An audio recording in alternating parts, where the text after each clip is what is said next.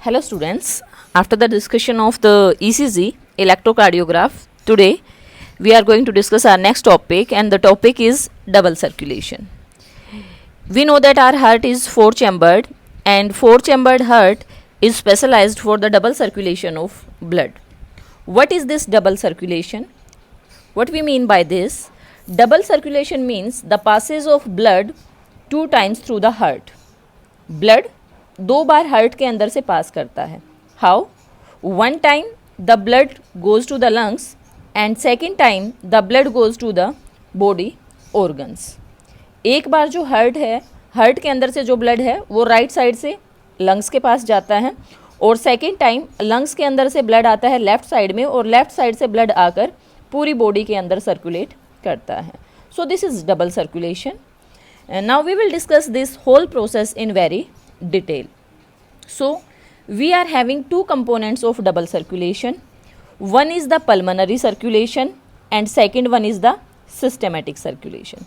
पहले double circulation समझ में आया.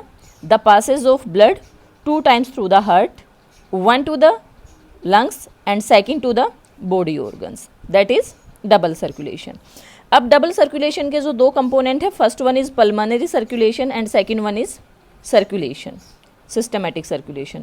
What happened during these 2 events? So we will discuss firstly the pulmonary circulation, what this circulation is. Which type of blood is present in the right side of the heart? Deoxygenated blood.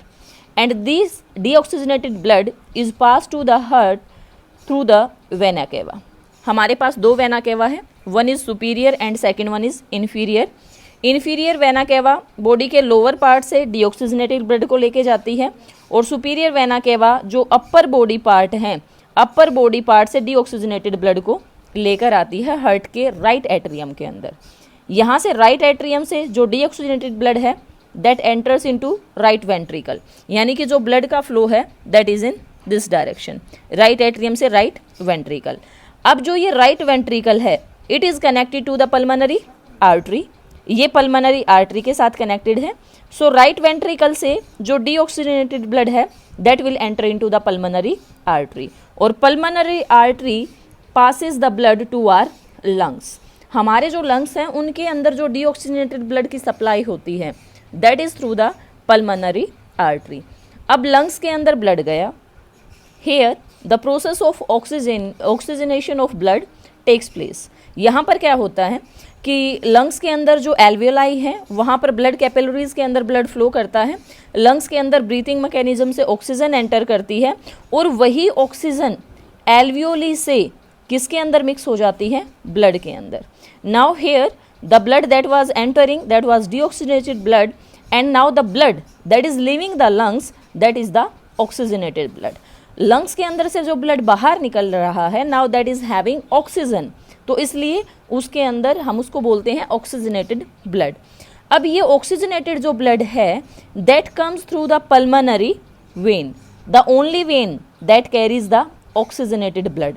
तो यहाँ से जो pulmonary vein है उसके अंदर से oxygenated जो blood है that comes and that enters into the left atrium, वो लेफ्ट एट्रियम के अंदर आता है. तो यहाँ तक का जो हमारा सर्कुलेशन है from this right part two the left part, केवल ब्लड का डीऑक्सीजनेटेड ब्लड का हार्ट से बाहर निकलना, उसका लंग्स के अंदर जाना और लंग्स के अंदर से वापस हार्ट के अंदर आना, this is known as pulmonary circulation. याद करने के लिए आप सिंपली ये भी देख सकते हो कि here the circulation is occurring with the help of pulmonary blood vessels. Pulmonary artery है, पल्मोनरी वेन्स है. तो यहाँ तक का जो हमारा सर्कुलेशन है that is the pulmonary circulation. अगर आप पल्मोनरी सर्कुलेशन को फ्लो चार्ट की फॉर्म में देखना चाहो then it is described hair.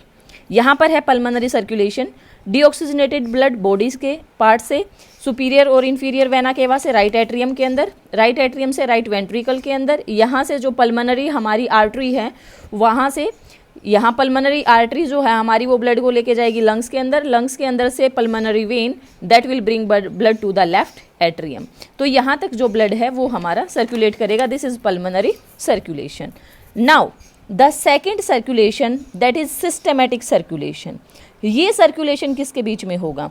देखो अभी तक जो सर्कुलेशन हुआ था that was in between the heart and the lungs, यहाँ पर बॉडी पार्ट्स का जिक्र नहीं था. Now the circulation will occur between the heart and the body parts, that is systematic circulation. Now what will happen?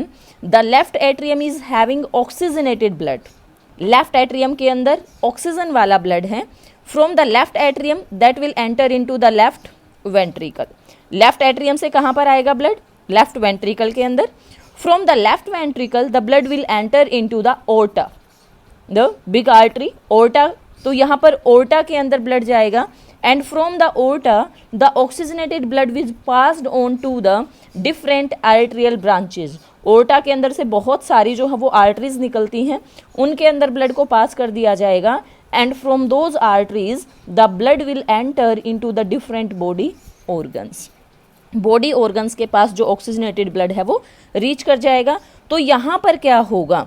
Body parts के अंदर क्या होगा? यहाँ पर जो ऑक्सीजनेटेड ब्लड आया था that was having the oxygen.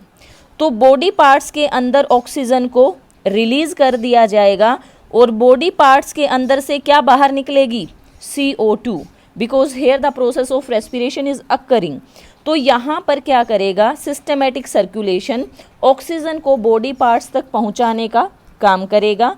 Body parts के अंदर से CO2 को बाहर निकाल कर ले जाएगा.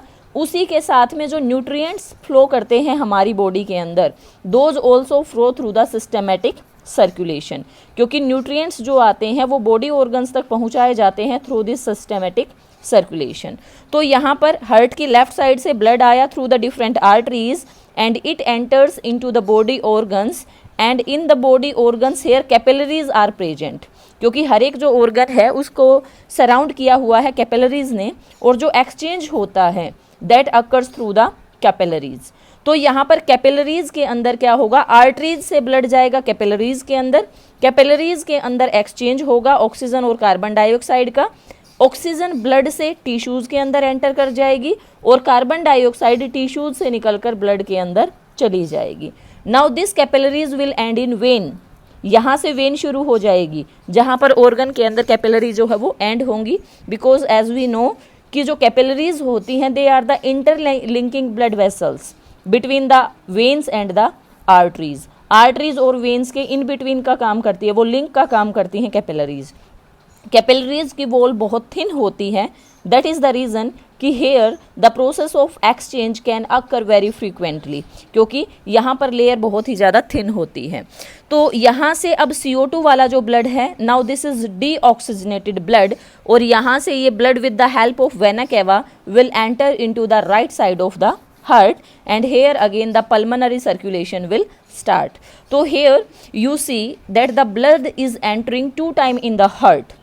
One is in the form of deoxygenated blood and second is in the form of oxygenated blood. तो यही हमारा कहलाता है डबल सर्कुलेशन, जहाँ पर एक ही हार्ट के अंदर जो ब्लड है वो दो बार एंटर करता है, दो अलग अलग सर्कुलेशन के अंदर.